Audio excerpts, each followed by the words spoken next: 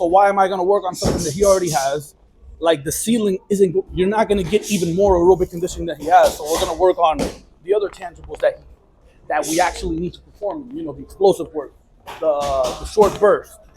So we do sprints almost every day. So I do some sort of burst training every day, whether it be sprint, whether it be airdyne bike, whether it be rowing. Like there's always a component of it, and also resistance.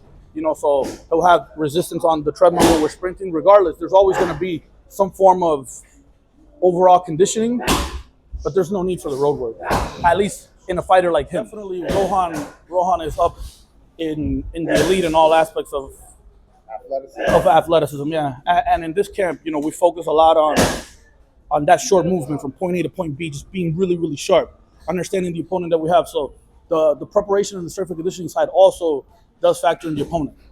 So every camp has been different depending on who we're actually facing.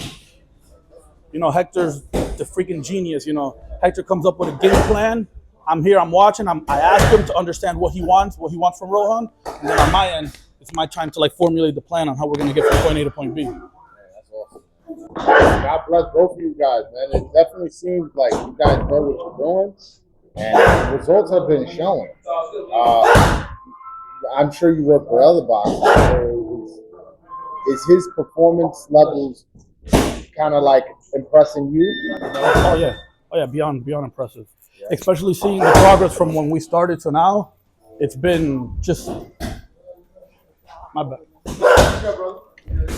So my first fight with Rohan was when we fought Hunter.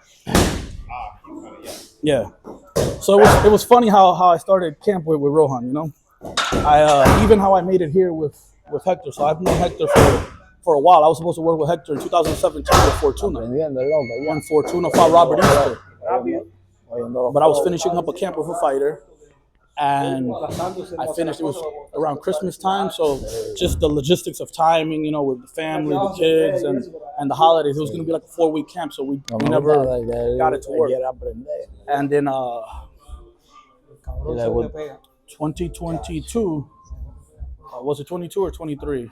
In 23, I believe it was. So I had a fighter that I was working with in Puerto Rico called me. He says, hey, you know, he had a loss, his first loss. And he's like, listen, I feel just real different. You know, not really the training, you know, you weren't there, whatever. And he wanted to come out here. So he needed a trainer. I called Hector. I came here, saw Hector train one day, and I was like, holy shit. And it all went from there.